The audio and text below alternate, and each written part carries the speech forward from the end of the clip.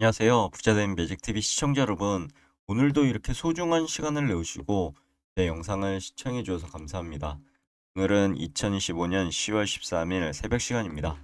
오늘 나눌 주제는요. 연봉 1억, 실수령액은 얼마일까?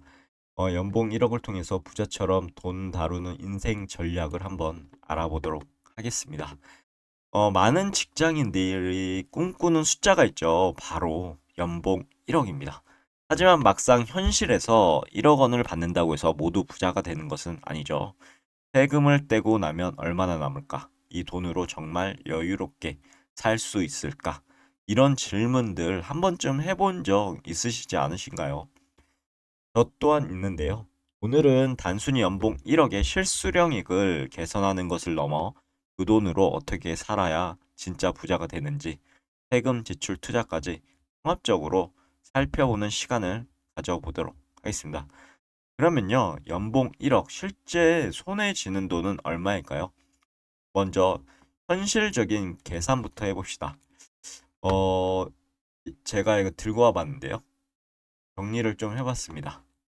여기 보시면 우선은 어 2025년 기준으로 연봉 1억 원 근로자의 실수령액을 보니 약 6,400만 원에서 6,700만 원 수준이더라고요. 즉, 약 33에서 36%가 세금 및 4대 보험으로 빠진다는 뜻인데요. 아래는 보시면 일반 직장인을 기준으로 한 대략적인 세금 계산 예시입니다.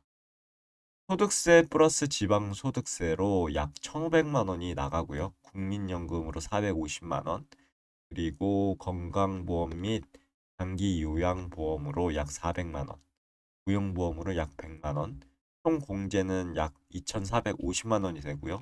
그럼 실수령액을 보니 약 7,550만 원인데 월 630만 원 수준이라고 보시면 될 것 같습니다. 하지만 각종 비과세 수당이라든가 식대 교통비가 있죠. 그리고 부양가족 공제에 따라 약간의 차이는 있더라고요. 그 연봉 1억은 월급 830만 원이 아니라 실제로는 월 620에서 650만 원 정도가 월급 통장에 꽂힌다고 보시면 될 것 같습니다. 그러면 세금이 이렇게 많은 이유는 뭘까요? 연봉이 높아질수록 여기 보면 누진세율이 적용되기 때문입니다. 즉 버는 돈이 많을수록 세율도 급격히 올라가는 구조인데요.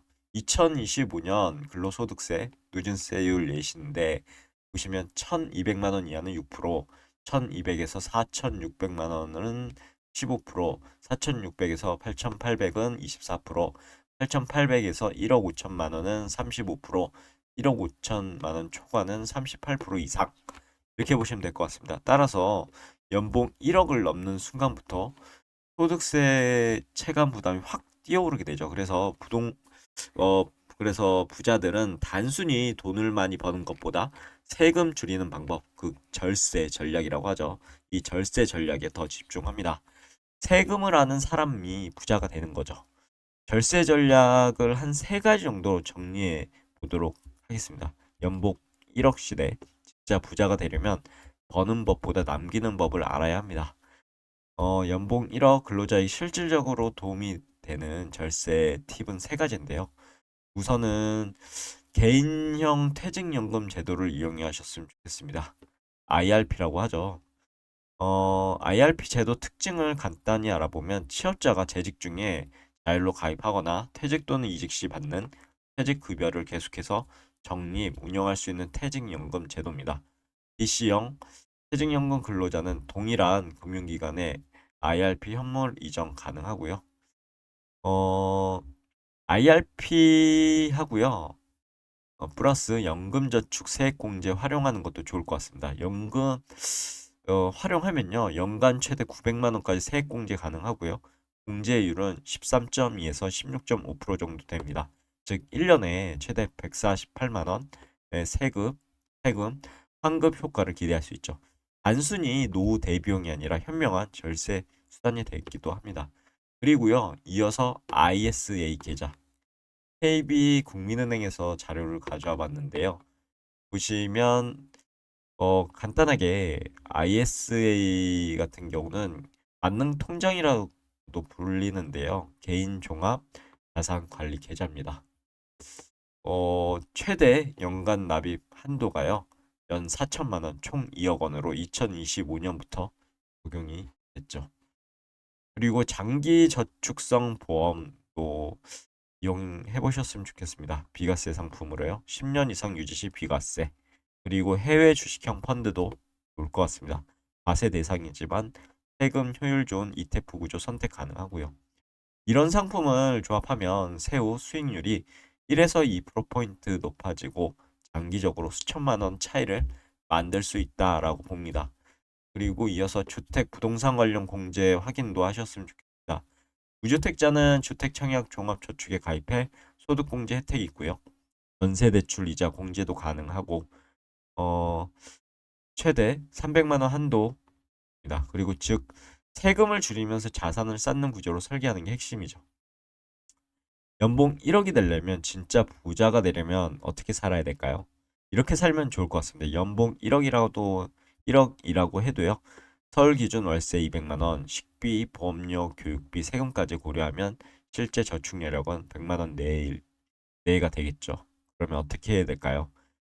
첫 번째로 소득보다는 자산을 늘리는 구조로 전환하셔야 될 것 같습니다. 이를 통해 버는 근로소득은 한계가 있고요.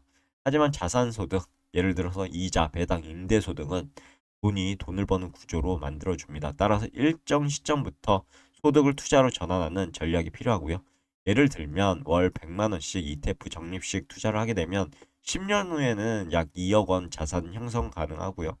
그다음에 부동산, 소액 투자, 리츠도 활용하시면 배당 수익률 5에서 6% 가능합니다. 그리고 두 번째로 고정비보다는 비율 관리를 중심으로 하셨으면 좋겠습니다. 부자들은 절대 얼마 썼냐보다 비율이 얼마냐를 보는데요. 즉 소득의 60%를 생활비, 30%를 투자, 7%를 기부나 자기 개발에 사용하는 시기죠. 이 비율이 지켜지면 연봉이 들어도 소비가 과하지 않게 되고 자산이 꾸준히 불어나는 구조가 만들어집니다. 그리고 소비보다는 경험에 투자하셨으면 좋겠습니다. 연봉 1억의 진짜 가치는 삶의 질을 높이는 데 있고요.